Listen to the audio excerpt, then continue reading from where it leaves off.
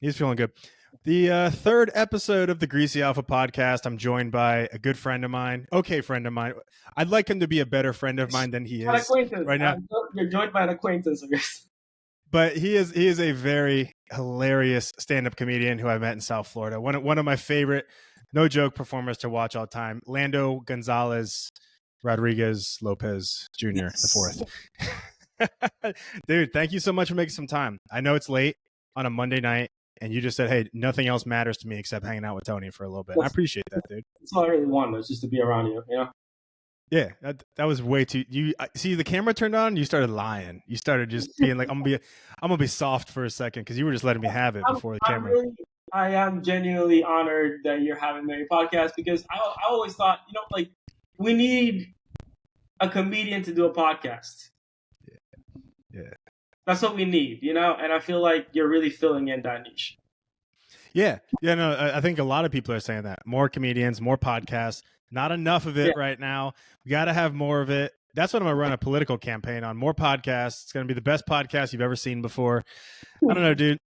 But it's a cool night. So after this, I don't know, people are going to listen to this recording and be like, what are they talking about? We're going to switch to another live stream. We're going to watch my Kill Tony appearance, which is honestly, I don't want to talk about it too much now, but we'll do it. But I'm pretty nervous about it. Like I'm not like confident that I'm not going to look like a total idiot, but I'm cool with the world seeing me do it like live, like watching me watch myself live. How many people, you've probably met some people that have done Kill Tony and they're like, oh, I don't want to post it. It was so bad. I'm like, fuck it, dude. I'm just going to face it right away with the rest of the world and just see what's up and see what's up. Did you feel like it was bad? I got a joke book. Spoiler alert. Okay. I don't listen. Actually, this is one of my favorite. You're not a big fan. No, that's not that I'm a big. Like, I enjoy it fine. I just don't listen to it super regularly. I kind of tune in once every couple of months. I'll listen to like a random episode. So I don't really actually know what a joke book means. Is that a bad thing that you got a joke book? Or is that a good thing? Maybe we'll just leave it at, you get to watch when you see it. But typically, it's like some people get off stage without a joke book. How about that for the answer? Okay. All right. Is that cool? So anyway, we'll do that. We'll do that at the end of this. We'll jump into that. But yeah, dude, I want the world to get to know you because I have like a couple million followers and stuff, whatever. So I was like, let me get Lando a spot on here tonight. I cleared out my schedule. I'm like, let me get my boy with his ponytail to jump on here. The dog just hit my lap. The dog just got on my lap in front of the cat shirt. Did you notice the cat shirt, by the way? Well, now I am. Now that you've brought attention to it, is that Gandalf? It's a cat wizard. That's all I've identified it as at this point. My girlfriend bought it for me without me asking her to buy it for me the other day, and I think it's pretty fucking dope. So I'm excited to reveal it to the world today on this episode with Lando Gonzalez. All right, let's get some stuff. Let's help the people get to know you a little bit. We're gonna ask some pretty basic questions to just try to figure out who you are as a human being. So give me, what's up? I'm trying to figure that shit out too, dude. Well, hey, this is free therapy for the both of us. So there we go. Blue cheese or ranch? Oh, nice. I'm a slut. Ranch. I'm just okay. I'm a dirty whore. That's okay. That's what it really comes down to. I feel like blue cheese is like a much more sophisticated choice for the unsophisticated. You know what I'm saying? Like, among the unsophisticated, blue cheese is a sophisticated choice, and I am a tier below that level of low level sophistication. Would you say you're upper lower class? That's how I identify upper lower class. I think there's only two. You don't leave room for the middle there. There's no middle class in your binary world. Well, you know how some people try to be cute? They're like upper middle class. Yeah. I'm like, no one's ever been upper lower class. Like you're just lower middle class. Like nobody wants to stop at the line, and I love that. I love that. So, but I'm cool with stopping right there. I'm just like, hey, I'm gonna do the best in my pond. Like, it's fine. I grew up lower class. That's the thing. Like, that was just my context. Was it lower or middle lower? Lower. So when you had ranch, it was like it was definitely in a bottle from the grocery store. Probably not name brand either. Probably just Publix, Winn-Dixie brand, one of the two. You know how it's you're supposed to have like milk as part of a nutritious breakfast for your cereal. I just ranch. I would argue that's more expensive, and that's probably why your family was poor, because they made bad decisions like that. Yeah, we lost all our money on ranch. We're a ranch family. We All really right. go into those ranch futures. Let's say, hey, do you know how to change a tire? Yes. Flat tire. I do know how to change a tire. Okay, that's good. What about windshield wipers? I know how to change windshield wipers. They're not that intimidating, and the instructions are pretty easy. You say you think it's not that intimidating? There's usually a couple fittings in there. That's to me the intimidating part. The fittings are the intimidating part. I mean, I feel like that's not like a major repair. I can't do major repairs. Anything mechanical, anything that like requires me knowing where the oil goes, for example, I can't really do. But like stuff like that, I can. Yeah. Did you grow? Was your any family member, like your father, was he like mechanical in any way? Like, could he fix everything? Yeah. My dad was actually a mechanical engineer. He actually studied in the Soviet Union back in the 80s, and he was like the head of the transportation department of the province in Cuba I grew up in. So he was very mechanically inclined. He just wasn't around. So Okay. He used mechanical skills to build the car that he used to abandon us. No, I'm kidding. He's around. I'm like, dude, mechanical engineer, and this kid's drinking ranch with his cereal in the morning. I'm like, what's going on here, bro? Yeah, really good with those motor vehicles. So good here. Yeah. Okay, it's funny as fuck. All right. Let's move on from the cars, because I can't fix anything on the car. Like, I mean, I was a kid that spent like hours. What's up? You can't change a tire? No, I got the tire down. I got the windshield wipers down. I could put windshield wiper fluid in. I can vacuum the car. I can wash the car. I could change an alternator in like American-made vehicles. Oh, shit, I can't do that. You can change an alternator. Yeah, I can't. On an American-made vehicle, like my Camry, I have no shot of fixing that on. But an American-made vehicle, I could get my hands dirty. I've done it before. How about like household construction stuff? Can you do like electric? Zero. See that? I had to learn to do that in this house. Yeah. My wife painted this room, but those baseboards I put in. Yeah. Like I do a lot of like the fixes and stuff like that around the house, and I do basic electric. And you joke about that a lot. You joke about kind of like DIY stuff and like stuff around the house, and like dating a white woman who like has like just has like that taste, wants those things. So you have to. It was part of the proposal, I guess. Exactly. Yeah, and like I can do it, and a part of me enjoys the finished product, right? Like I enjoy stepping back and saying, okay, I put that together, and that's a good feeling. But the actual like working up to doing it, I fucking hate that. I'm like, that's the least interesting thing that I could do with my day right now. Why am I gonna put this fucking shelf up, But at the end of it, I actually enjoy having done it. Part of it's probably just smashing that first hammer in, because then you're like, well, we can't turn around now. Yeah, it's like now you have to fix it. Yeah. You have to do it. Yeah. But no, I can't fix it. I just like sat in the garage a lot as a kid with my dad, like while he fixed everything. That's cool. And held the flashlight. I was like, that meme hits really close to home for me. Yeah. If you've ever seen that. That's funny. I got my lessons from my dad in reverse order, because he really wasn't present for like a huge portion of my childhood, but like he's part of my life now. He's making really, really strong efforts to be part of my life. But that's one of the things that he did when I was like remodeling the house. He would come over here, help me do a lot of the work, and teach me how to do it along the way. So like I ended up learning all the stuff that I should have as a kid. I learned it, and like I'm learning it now as an adult. That's cool. Honestly, it's better, because as a kid, do you want to learn any of that shit? Hell no, dude. It's gay. Here's a note to society. It's like, just don't show up for 18 to 20 years and then make a big impact. Like fucking live out, like you're still your prime. Take your prime away from your kids. Live out your prime on your own, and then come back after you've enjoyed your prime. Exactly. Best years. Those are your best fucking years, dude. What are you gonna do? Raising children? Fuck that. Sounds awful, dude. I just want to remind you. I know I said this is therapy, but I am not a licensed therapist, and don't take my advice. But it did. Hey, it sounds like it's working out for you, so that's good. So let's go this route with it. Let's if you had $1 million to spend tomorrow, and you can spend on anything you want, but you have to spend it. What are you gonna spend it on? Heroin. No. What do I think? I think. Fuck. I don't know. I feel like there's a joke answer here, but I'm just gonna give a joke. I like the joke answer, because I had Abby Ballin on, who last time, and her answer was real estate right away, and I'm like, all right, well, that's very responsible of you, but this is a comedy podcast, so let's keep it enjoyable for the folks. I mean, now it's kind of let in, but scratch offs. I feel like if you buy $1 million worth of scratch offs, you're bound to make at least another $1 million. You're about to like make another, right? That's a lot of scratch offs. Like, or worst case scenario, 10%. Like if you pull 10% off that and you got 1.1, hey, do it again. You keep doing that. Yeah. Eventually, that adds up. That's a real white trash answer right there. Of like, I'm gonna buy. Yo, I'm gonna buy ranch. like not. That's crazy. Like I'm Hispanic. I was born and raised in Cuba, and I fucking ended up drinking ranch and the scratch offs. That's the Yeah, this fucking thing about me. I love that, dude. I think it's awesome too because you could buy like $999,000 in scratch offs and then spend the rest on like ranch and Mountain Dew, and you could just scratch those bad boys off like all day, man. Wait, Imagine how much dust is collected from those scratch offs at $1 million. You know, because if I have one scratch off, like my car is filled with like eraser dust for like a week.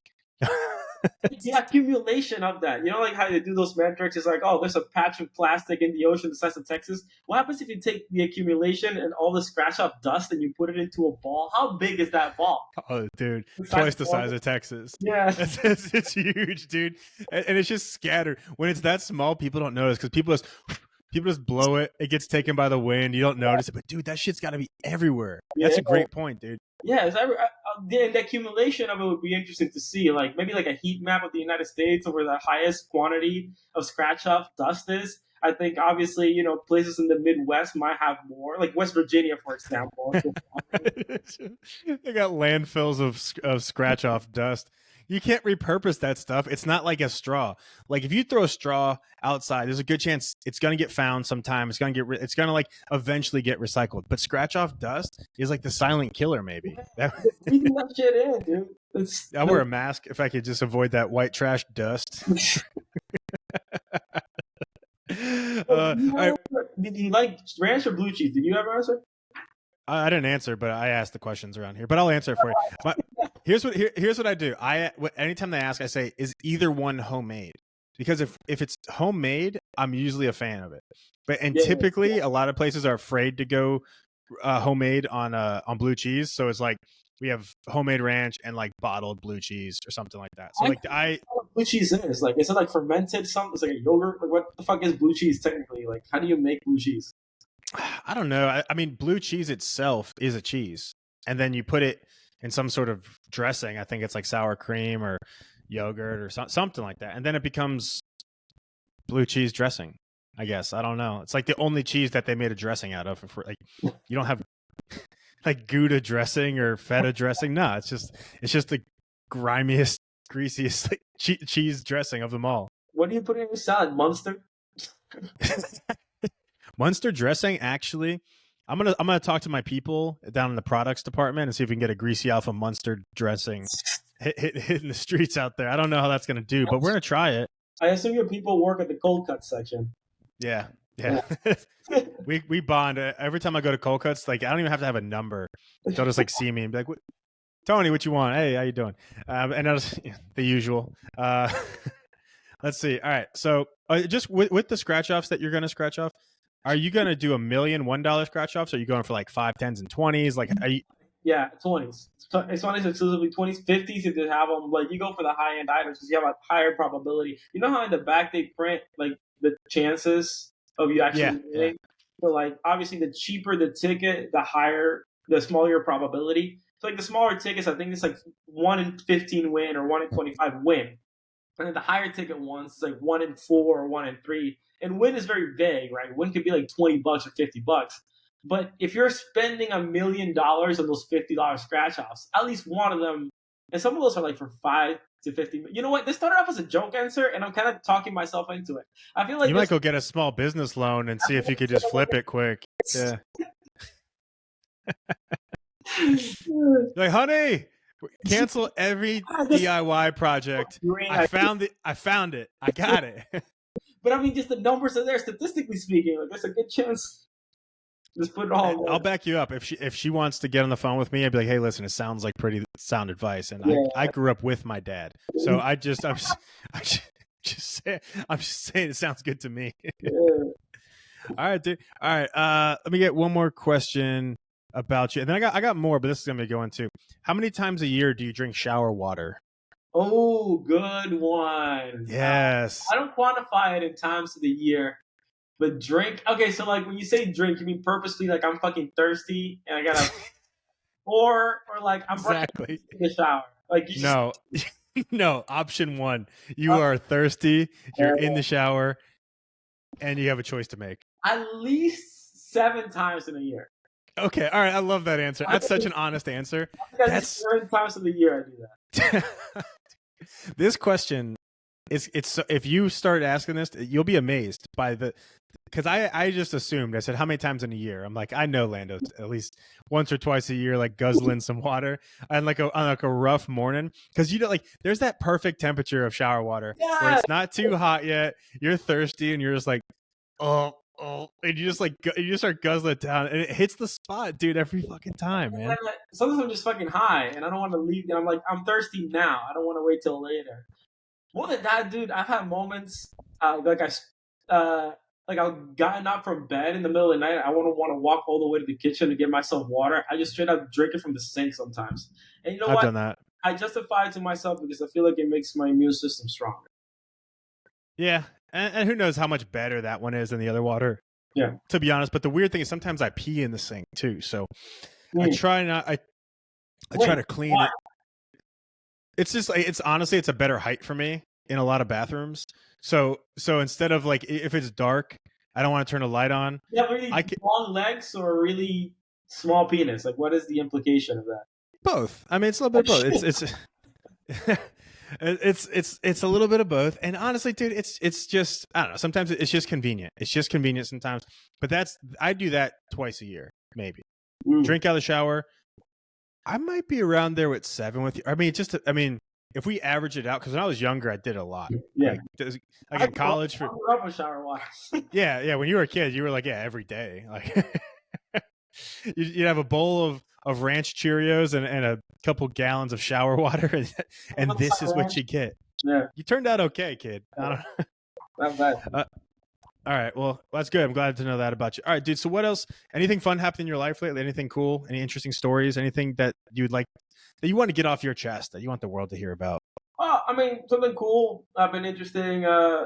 Something cool or interesting happened lately. My wife and I, my brother and sister-in-law, went hiking, like the Southern Appalachia, just like north of Chatsworth and LEJ in Georgia, like the Blue Ridge Mountains. We went to this place called Fort Mountain National Park. First day was rough. Second day, we all took a bunch of acid and walked around the reservoir. That was a lot of fun. Not like nothing crazy happened. Like a few years ago, we did a similar hike in Georgia, and it was my wife, myself, and our 2 best friends. And we took acid. We went around this lake, Amadi, I think it's called. And when we came back to our cabin, there was a dead body in front of it. Okay, that's not a small deal. No, if we're being, because then also you combine the fact, because if I was not on acid, I'd be pretty worried about that. But tell me how you adapt. Like, who was the first person to go like, hey, is everyone else seeing this? Like, was there a moment like that? It was a little less dramatic than that, and maybe that's a better way to tell a story. But we really just pulled up to the cabin, which is like really high up in this one mountain. I forget the fucking name. But we got up there, and there was emergency vehicles parked on our side, the cabin that we rented for like 4 or 5 days. And we're coming down from acid at that point. We've been tripping for like 4 hours. So like we've peaked at this point, and it's like the last couple 2 to 3 hours to calm down. And we pull up and see all these emergency vehicles. We get out of the car. My buddy and I, he happens to be an attorney, so he's always good to have around, you know? Yeah, he like put his card in the guy's pocket, like, hey, just in case. And the cop came up to us like, hey, really sorry to tell you guys, but there was this woman who was driving past her cabin. Looks like she had a heart attack in her car. She fell out and then rolled to about 15 feet in front of your cabin, like the entrance to the cabin. And they had the emergency vehicles parked outside. They had covered her with a white tarp. But in order for them to get her down the mountain, they had to have the coroner declare her dead, legally dead, and then they had to like get transport so they can actually get the body. But it's so high in the mountains. You've been to like Georgia? You've been like to those cabins? I'm actually in Georgia right now. I was in a cabin in Georgia. Okay, dope. Yeah, so like, you know how like if you go up the mountain, it's complicated. Yeah, you don't just get rid of a body there. You got to like call special things in, and exactly. Those people might not be working that day. Like they're not just waiting for it. It was like a Sunday actually. So like it was just like a really weird time, and it took three hours or so for the actual ambulance, like the emergency vehicle and the coroner to get all the way up to the top of the mountain. Um, and the entire time we were like, all right, cool. So we're just gonna grab our stuff and leave. But the cop was like, no, no, no. Like we know the cause. We know that she died of natural causes already. You can stay. This is not a crime scene. He's like, but you are Cuban, so we're going to ask you some additional There will questions. be questions, but yeah. Can I get passports and green cards while I'm standing here? We're like, wait, what? This has nothing to do with us. Talk to my attorney. But yeah, dude, we're sitting inside that cabin, still on acid for hours. There was a body outside. The fucked up thing was, dude, like her husband came and we could hear him crying from inside the cabin. Dear God, dude, this sucks. These are real fucked up things because like we had already been waiting a few hours. Oh, this is the real fucked up thing. All right. Like we already been waiting a couple of hours and nobody had gotten up there, so we're like, fuck, we're hungry, you know, like fucking, we're tripping all day. I like to fast before I take acid, so at the end of the trip, like I'm like ravenous. So we're like, all right, fuck it, let's just cook. So we start cooking. We got like these Hello Fresh meals that we took with us. And like obviously the cabin, like it smells like food outside now. There's a dead body away from us. And in the middle of us cooking, dude, we start hearing crying, like male, like sobbing, just crying. And it was the husband of the lady who had finally gotten to the top of the mountain. He was crying over his wife while we were cooking, dude. He could smell the food. Like I don't remember what we were cooking that day. I think it was some sort of like chickpea bowl shit. I'm pretty sure he can never smell that for the rest of his life. Yeah, as he shouldn't. Chickpea bullshit. What do you mean chickpea? You're making like a hummus type of thing, or? I remember there was frying involved. I always fuck this up. I always say risotto, but it's not risotto. It was some sort of bowl. We were making like a fried something bowl. Okay. I think I might know what you're going with. But yeah, you're fixating on the fucking the wasn't the. I want to know where that guy can never eat again. That's what I'm thinking about. Like, it's not like he's like every time he sees like a PF Chang's, he can't be like, oh, I can't do Mongolian beef. Like, just it's bad memory for me. Yeah. I don't know, dude. That's one of the most like awful stories that doesn't really involve you, but you were like you're almost like vicariously kind of there. Like you didn't call the police. You didn't find the person. You were just more or less like, okay, well, we're here too. Like we're just close observer to the event. Like those like weird surreal things about it that like, you know, I think back at, because again, tripping acid. Like we had bought a bunch of groceries at Walmart and we had to walk it from where we parked the car down to the cabin. So I had to load up my arms and kind of like tiptoe around the corpse to get into the. So you went and got groceries during this? No, we had gotten them before. We arrived at the cabin with the groceries. So I went down and inside the cabin while we waited for the body to get moved. So we had to like tiptoe around the dead body. Just the fucking. Well, and obviously, if you have cold stuff too, you're not just gonna leave it in the car. Like you gotta get it in there. So that's a hell of a story, dude. It's so sad. I feel terrible for that person. Like, there's nothing funny about that. To me, what's amusing about that is your experience that like is now impacted because like that happened. So like everything you did in the house, you're like trying to play music. Like, oh, is it a bad time for Billy Joel right now? Like, I don't know, dude. Board game. It was like, is it our responsibility? You got levels just blasting inside, and you're like, we actually smoked weed outside. Like, this is the thing. Me and my buddy, we stepped outside. Oh my god! Because we were thinking of like, we were just like, it was such a surreal thing, and then we're like, all right, we're smoking weed outside. We're on acid, and there's cops right outside. You can probably smell it. It was a dead body. Like, we couldn't just figure out how much, like, how responsible, how somber we should feel. It kind of makes for a good story. So fuck it. I'm glad she's dead.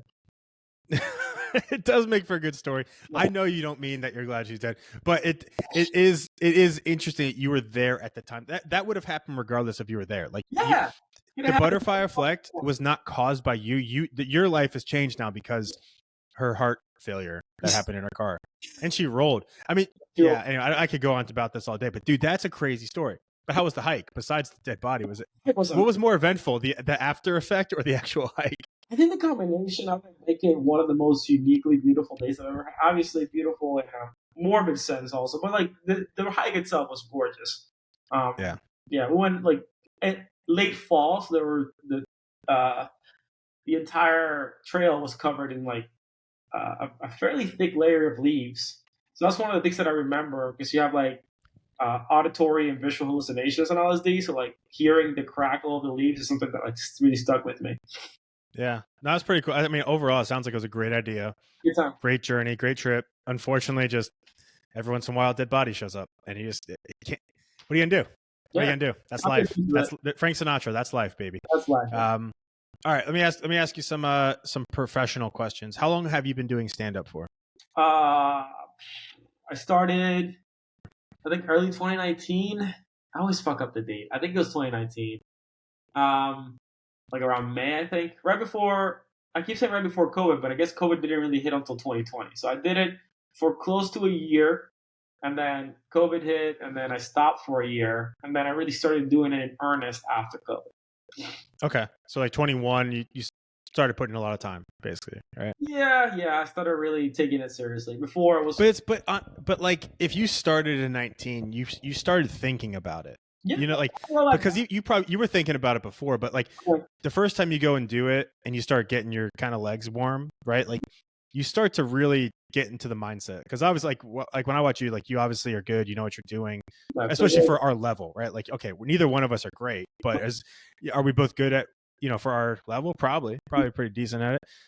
But so you got a taste, and then you got a year of nothing. Did you accomplish anything in 2020? Were you writing, or were you like still kind of be like, do I want to do this or not? Yeah, I wrote a lot of essays. It was kind of nice just being away from comedy and just like reevaluating what I really wanted to do with it. But yeah, I've always enjoyed writing in general. I've been writing a lot of comedy lately, just not enough essays, and that's something that I've really been talking about getting back into. But that's what I did during that time where everybody's like trapped inside. I played a lot of video games. I ran a lot, and yeah, I wrote essays. What do you say when you say you wrote essays? Is that what you do for work? I think it's something like that, right? Yeah, I work in marketing. Okay. Like in content marketing specifically. Like I oversee a team of writers, mostly international. And, yeah, we're for marketing purposes. Like you see blogs, like websites, like newsletters, fucking even PR articles, like stuff like that. Right. So is ChatGPT a thorn in your side? Do you like it? No? Not at all. I think it's a good thing. You know, it's kind of like a marketing trope, but this whole thing about like ChatGPT is going to create two types of marketers: people who learn how to use AI to their advantage, and those who are going to be looking for a job. It's an important tool that, you know, it makes you more productive. Now, I don't think that it's ever going to replace high quality writing. Yeah. At least not for many, many years. But it will replace like the base level internet writing that you're probably accustomed to, like your basic. Okay. Well, it's also we also kind of have to accept, like, consumers of information have to accept at times that, like, do you want to read the article by Lando or the robot? Right? Yeah. Like that, like it's like you could subscribe. Like, you know, there's plenty of Twitters that I follow that I'm like, if this was just like someone's like, hey, an AI generated tweeter, it's like, I don't know, like that's kind of cool, but at some point I would miss the human element that someone thought of this, that somebody like saw a dead body on their acid trip and this inspired them. Like, right, like that's where the fun comes from, I think, too, with the right. So people are still going to crave the personalities and unique voices. I think that's pretty much always going to be the case. I think what AI is more of a threat for is, you know, like basic copywriters, like people who write contracts, or, you know, in the legal field, for example, like you can train an AI to like generate a good memorandum or like deposition forms, like basic like legal documents. Anybody whose job is to write those things, those jobs are probably going to disappear. I think what you're talking about, you know, people who have like, you know, opinion writing, humorists, really good journalists, people are still going to want to hear those voices. But like blogs, for example, if you were a blogger before, you better learn how to use AI, dude. Yeah, that's a good point. Yeah. So so I got two questions, I guess. So what made you want to do writing at some point in your life? Were you just like a weird kid and you like to write a lot? Or I mean, I've always liked writing. As a career, I basically changed careers. All right, how do I explain this? I was in the legal field for a while. I was planning on sort of becoming an attorney, on taking the LSAT and all these things, and stuff happens, and I just sort of decided that I wanted to do something different with my life, and it was comedy that I found. I'm like, all right, so I'm going to do comedy full time, but I also need a career because I have a mortgage and I have a wife and I got a family. So like, what career path can I choose that at least sort of approximates, or I can leverage it or pivot it into something that relates to stand-up comedy? and marketing for a number of reasons, because like it also helps with like production and stuff like that. So that's Yeah. why I switched. The same time that I discovered comedy, I switched careers.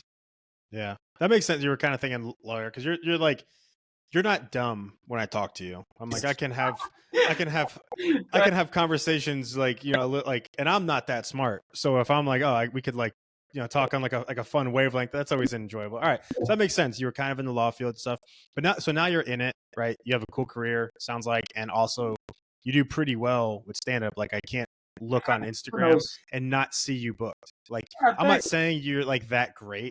You are, Yeah, but you're booked a lot, and I think that says something in your local scene, right? Like you're yeah, doing the right stuff to get booked. You should be that's proud of that. that's an I think idea. you should be proud of that, Yeah, and sure, yeah. yeah, be proud of that. And can you quit now though? Could you stop? Like, do you feel like you're addicted? Nah, it's right. It's just it's It's my burned in. career. Like, It's my career. yeah, because it's hard to explain that part of people. Like, what do you want to come of this? I'm like, honestly, I don't know. I want to be the best at it, but it takes a long time. It takes a while to get there. But one thing I can't change is that every moment of my day is an opportunity for like material, right? It's just like that part you can't turn off. Right. So whether you're going to do something with it at night, you're writing it down, or you're ignoring it. I mean, I can't ignore it though. So I don't know. I think that's just why I can't quit, because you Yeah. just can't stop thinking about it. It's Yeah, crazy. yeah, same. Yeah, I think it's like we I think everybody needs to discover some sort of creative outlet. It just so happens that this one for me, I think is like ideal for what I want to do with my life, which is like I like comedy conceptually, just like being able to like use your words to generate a reaction out of people when they're expecting you to give them that reaction. It's like that's such a powerful thing to do with your life, and um yeah, it's like I don't know. I romanticize it because I do it, but yeah, it's just fun telling jokes and being validated for it. Really, that's It what, is fun at the end of the day. It's fun. It's just always so much like a fun. ton of fun. And I think Yeah. there's a way to get paid to do it, and you don't have to get paid a lot to sustain like a reasonable life while only telling jokes for a living. Like the fact that that could be a real possibility, that's beautiful. Yeah. Yeah. No, it's awesome. I agree. I feel the same way. Um, let's see. So you'll never quit. You've been doing it for a while. You're doing pretty well. Do you have a worst set yet? Like, do you have one that do you One. have one? Do you have no? But you got to like. Is there one that burns a memory into your head of like this fucking blew? Like, was it just like? And it could be like a heckling thing, or it could just be like you were like genuinely like disappointed in your set. Like anything cool, anything interesting like that? Oh, that's interesting. There's a few. There's a few. One that keeps coming to mind is like really early on. I did this show at a kava bar, and That's was Florida comedy, baby. Florida. That's the most Florida shit ever. So this show at a kava bar was like a year in, and there's like 5 6 people there. There's nobody, and this woman came in who was just fucking blind drunk with this sleazy looking dude, and he sat at the kava bar and like if you drink alcohol, you're not supposed to drink kava. Also, like it's supposed to be really bad. It causes you to throw Yeah. up. Whatever. But anyway, she was just being extremely disruptive and shitty. And at some point, I just abandoned my set and I just started laying into her, like like harsh. I was very very harsh on her, and it got a few laughs, but it went from being funny to me just being mean. Uh, and I ended the set and I left, and like I had gotten a few chuckles from a couple of comics that were there, but I just felt like really bad about myself. You know? Yeah. Okay. Yeah, I was That's like, that's not a way. There's a way to approach that type of disruption with love and sympathy without feeling like shit about it after. And that set always sticks with me in my mind. Like I was disappointed in myself. I'm like, "Ah, come on, I could do better than that." It's easy to be mean to people. It's funnier and more interesting and more impressive to disarm somebody while still being kind. yeah. No, I feel you on that. I might have an audio problem. Say something real quick. Something real quick. Got it. All right. I know that's like a very nice answer of you to do it, like, as a human, to do that, like to be like, hey, like it wasn't because I like really screwed up.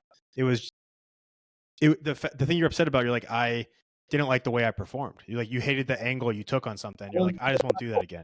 Yeah, it's not Yeah. cool. Yeah. Yeah, that's cool. I don't like. I still don't really have like the worst one, but maybe there was just like one. There's one open mic for sure. I remember where I didn't prepare anything, and then went and tried to tell jokes, and nothing hit at all. And I remember like at 4 minutes, I like looked at the host. I was like, just come get me. And I just remember thinking, if you're going to be that unprepared, at least finish, right? Like don't puss out. Like you can't ever quit. Like you can't. I disagree with Right? that. I disagree. Really? Yeah. Really? If you feel unprepared and you feel like you don't know where to take this, you either go up there with that plan or just save the time for somebody else. That's my thought process. So people go up there and they want to try crowd work. All right, cool. That's your intention. Go in. But if you're just gonna blank out and just like sort of twiddle your thumbs and just go, I'd rather just get off stage.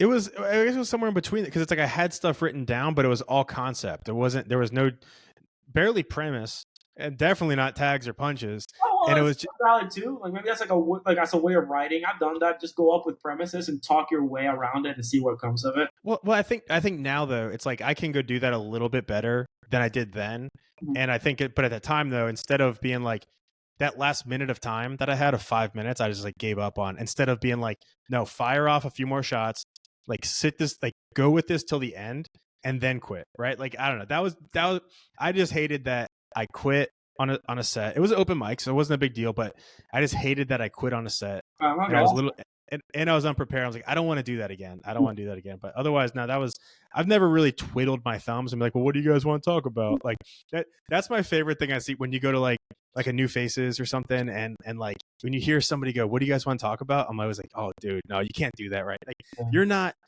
Mark Normand. You're not Andrew Schultz. Like you can't just go ask the crowd for stuff and just hope you're going to go murder it like that, dude. So that's always an interesting one to me.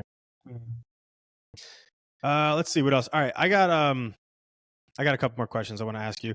Did you like wrestling as a kid? Yeah, there was a period of time in my life where like every Monday I'd watch Raw and every Friday I'd watch SmackDown. Hell yeah. That was for a few years. My stepdad at the time was really into it. I got into wrestling because of him, and I got into football. I got into Miami Dolphins around that time. Not anymore. I don't watch wrestling too much, but there was a time in my life in which I was really into it. So wrestling got you into watching the Miami Dolphins? Did I hear that right? No, my stepdad got me into both. Okay. All right. Sorry, I misunderstood it. No, who was your favorite wrestler growing up? Did you like who was the guy? Or gal? Boy. So the joke answer is Rey Mysterio because I like playing into the stereotypes. You have to. If you didn't say it, I was gonna point it out. But can I give you both? I really like the Hardy brothers. Oh yeah, dude. They were awesome. I really liked Heartbreak Kid, HBK, Shawn Michaels. Yeah. I started watching post Rock. Like at that point, The Rock had already started working in films. So he was more of a movie. How old are you? 29. 29. Okay, so I'm 32. So that makes sense. Yeah. Like age wise, where we were in the because I definitely caught a lot of Rock, like growing up. Like there was. I came into wrestling right after he was like sort of stepping back from wrestling and doing like. Okay. Yeah, I was a big fan of the Attitude Era, Stone Cold, The Rock, Triple H, like all that stuff, DX, like that stuff was like so much fun to me. And dude, there's a weird phase. It's like I remember at one point growing up where like kids kind of make fun of you a little bit for being a fan of wrestling, and you're like, all right, I can't be a fan now. And then you hit like early 20s, and you're like, I could like this. It's totally fine, dude. Like it's great, dude. I had the video game for a little bit on a PS3. Right. Yeah. Dude, you gotta have that. And then the other day I saw Mark Henry on a flight. You remember Mark Henry, the world's strongest man? Yeah. Dude, he was sitting next to me in coach on like a Southwest flight, and I'm like, I like turn, I'm like looking at him. Is he like white as black, dude? He wore the onesie, right? He wore like the black onesie. Yes, he did. He did. He had like the braids and stuff. Yeah. Like he was truthfully like one of the world's strongest man, like from the competition. Yeah. Whatever. I've seen some cool celebrities and stuff, but I'd never really like got myself like in a position where I was like staring at it because I'm like just looking at him, and then he like his eyes made contact with mine, and I was like, I said out loud, "I'm sorry, I thought you were someone else," and I just like I just faced forward the rest of the flight. I'm like, don't let him see you again. And then afterwards, I shook his hand and whatever. He was really nice or whatever. But I was like, dude, that's so cool. It's Mark Henry on the airplane, dude. I went to WrestleMania, must have been like 7-8 years ago, something. So adult age for sure. The Hardy Boys made their first appearance in like a decade or something. And when you're at WrestleMania and you hear the Hardy Boys music come on, like I can hear it in my head, but I can't like hum it or whatever. Dude, I must have like turned into a 12-year-old kid like at that point in time. I was so pumped because they weren't even in the match. They were just like coming in to disrupt the match, and they came in flips and banging people, and dude, it was like the coolest thing. It's like I love that.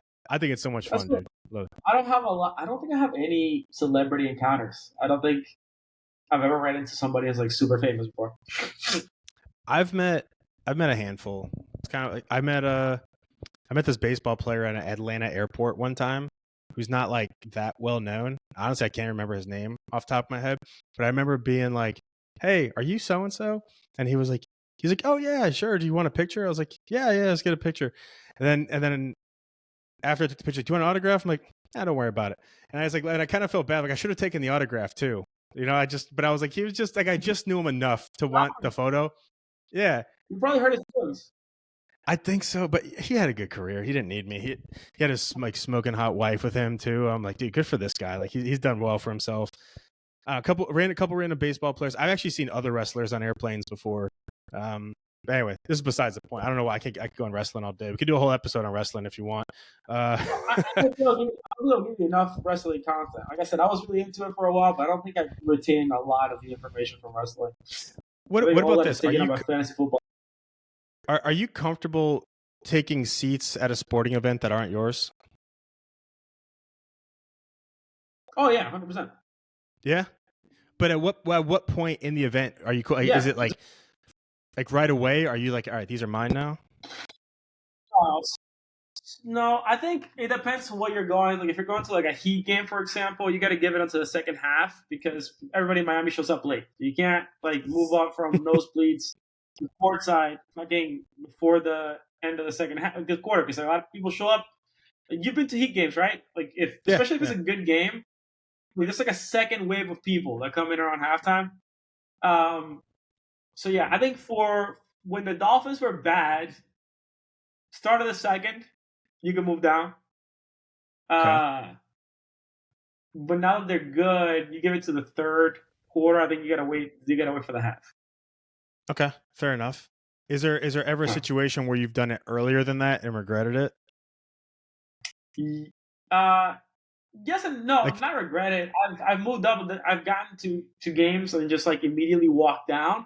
But worst case scenario, they tell you please move, and then you just go to another set of empty seats, and then you just wait until that person shows up. So you're grimy like that. You'll go try to wiggle your way into a good seat. Okay, I like that. I'm a fan. The adjective you used to describe that. That's not a fun or flattering adjective. Grimy. Just the seats are empty. I'm already. You're shifty. Paying. You're shifty. Yeah. Shifty. I guess I gotta shift seats in that sense. I guess.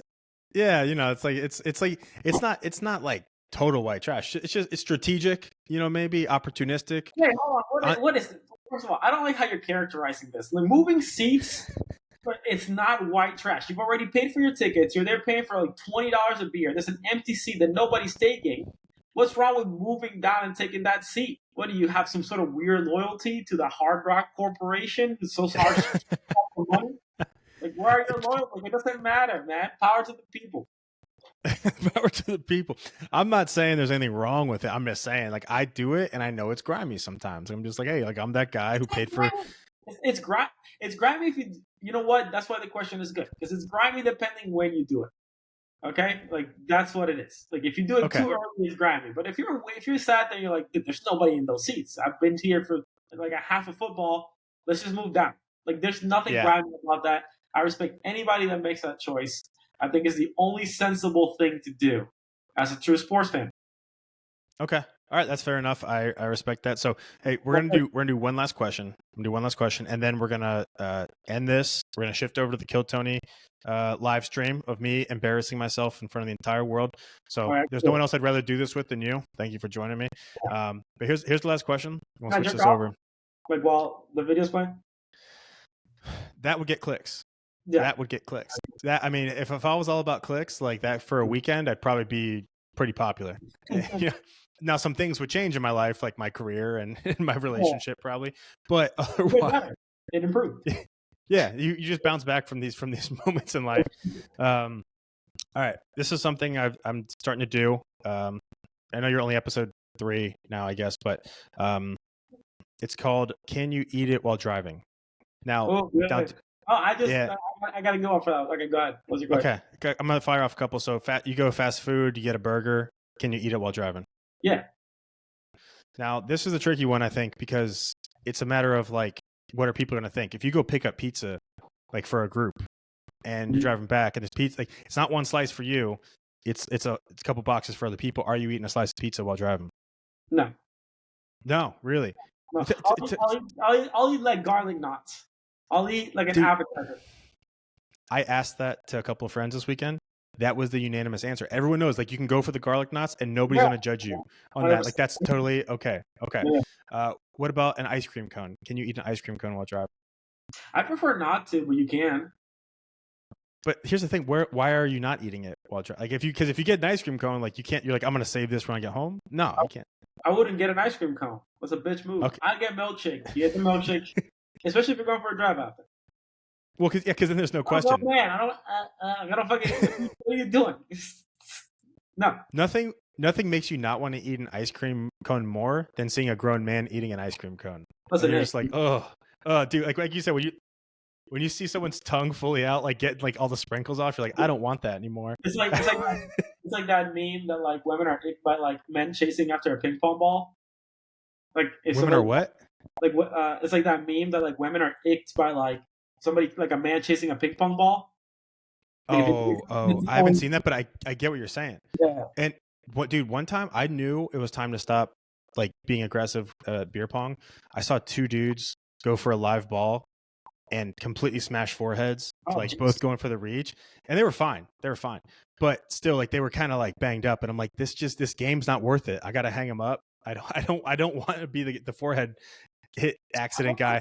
I know that's like a formative story for you, and you're giving me shit about moving up on a fucking football game to get better seats. It's like that's how you're characterizing yourself, and you're calling me the sleazeball. I mean, yeah. Ping pong. Who are you?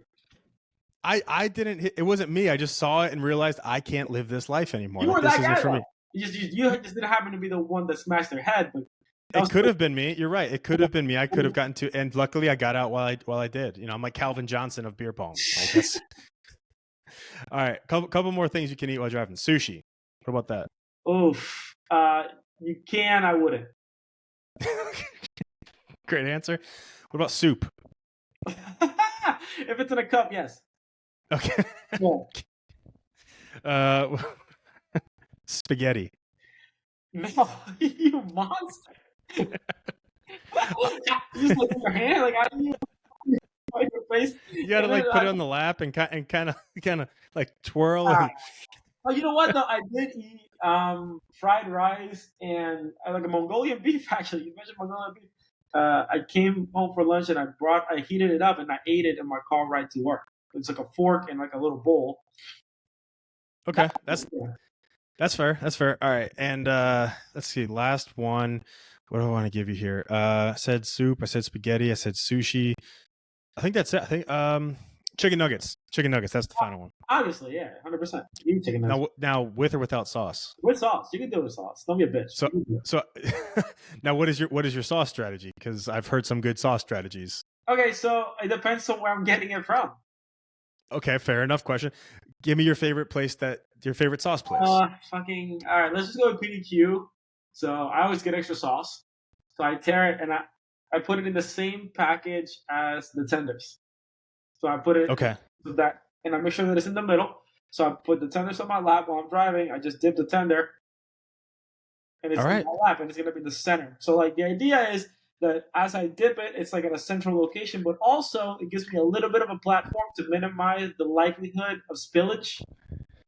It gives me just like a little bit of like a.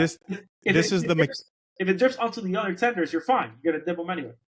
This is the mechanical engineer in your genetics that you didn't know you had for a long time, but now it makes sense. You're like, I figured that because you got like a blueprint for how you could write a book on that, dude. I love it, man. Well, dude, thank you for joining me on this one. Obviously, we're gonna jump into the live stream, but if we weren't doing that, I would be thanking you and saying goodbye. But I'm gonna see you in a little bit. But seriously, thanks, dude. Appreciate it. Good luck with comedy and everything, and I'll see you soon, dude.